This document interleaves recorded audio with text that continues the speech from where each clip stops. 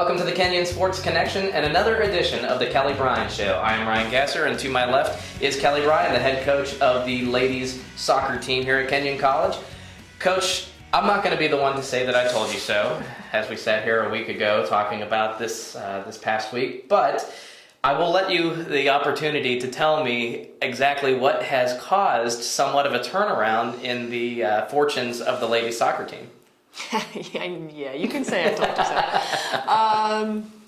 Continuing with a lot of hard work and just adjusting. We've had time now to adjust to changes in our lineup and the injuries, and other people now are getting comfortable in new roles. And that's really it. We haven't changed anything about how we're approaching the games or practices. It's just getting used to new people and them now getting comfortable.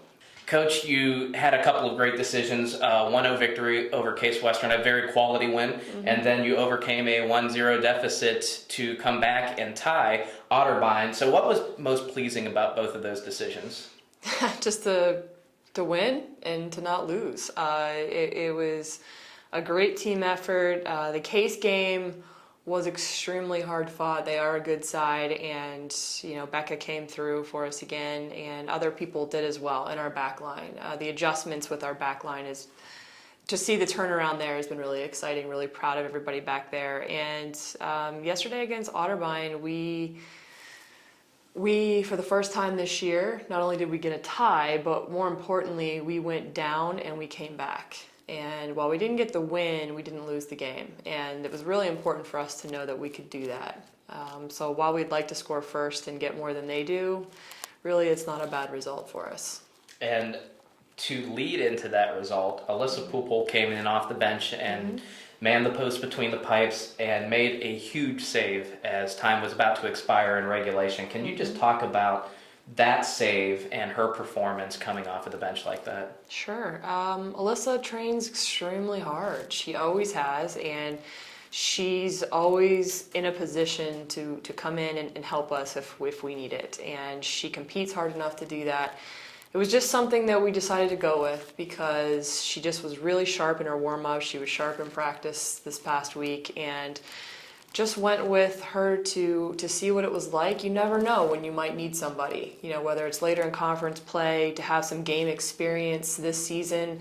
It's important to have that. And so we decided to make the change, and she did. She came up extremely large for us. It was a great save. She held on to it, and it obviously gave us the chance to go into overtime. So I'm really proud of her. She did a great job. But at the same time, Lauren has been a rock for us this year, and she has played extremely well. And it was unfortunate what happened. It was a little uncharacteristic, but you know what? Everybody makes mistakes. Everybody has moments, and it doesn't change Lauren's role on this team at all. She's a captain. She's a leader. She's our starting goalkeeper, and expectation is that she trains well the next couple of days, and it's she's back in there on Saturday. So it's good to know that we have competition all over the field, including in the goal, though. And everybody's allowed just one of those as long as it comes in non-conference play, right? Absolutely, yeah. Talking about someone else that had a really nice day, Maggie Smith came in and just had an amazing goal. For those that got to see it on the webcast or were there live, it was just a fantastic shot. Took it left foot, but I'll let you describe the goal because your words are a lot more accurate and vivid than mine. Well, Maggie is really starting to get comfortable. It's taken her a few more games than she would have liked, but she's continued to work hard. She's now getting more comfortable working with Becca and Anna and some of our other people out there.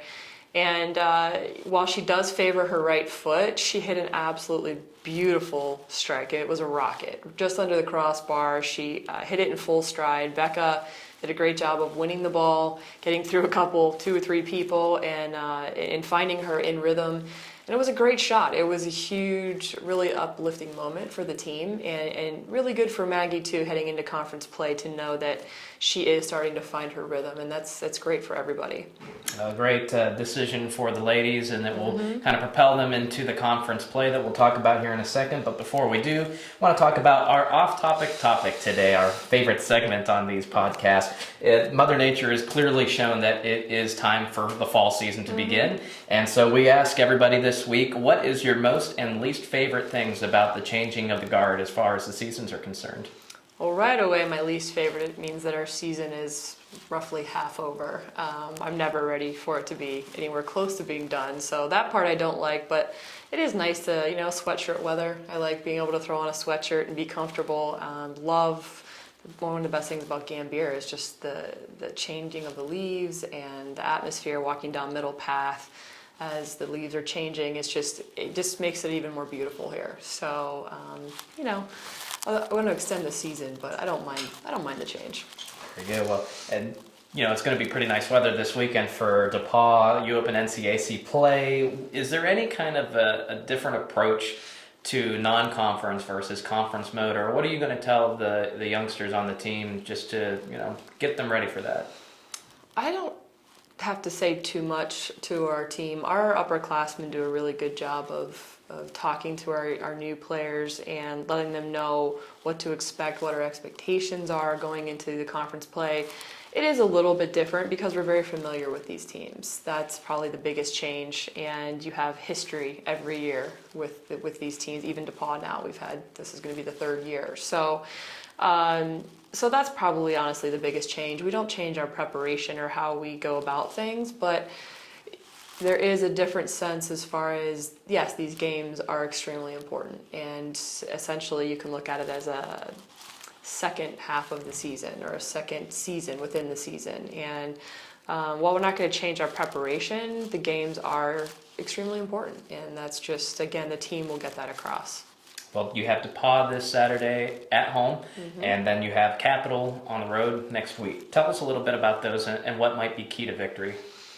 DePaul, it's going to be a lot like the last two games that we had against Case and Otterbein, where it's just going to be very hard fought. There's going to be a lot of transition going in both ways, and it's going to be scrappy. So that's what we expect there. Going into Capital, it's just another chance for an out-of-conference game.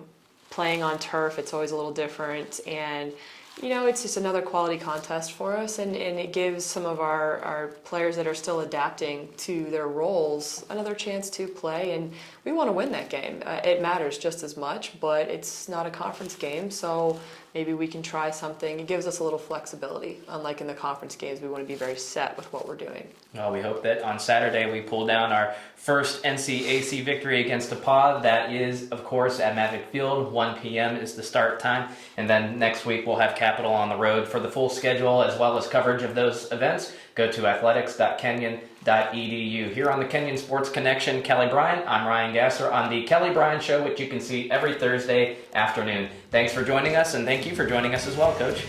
Go North, go Ladies.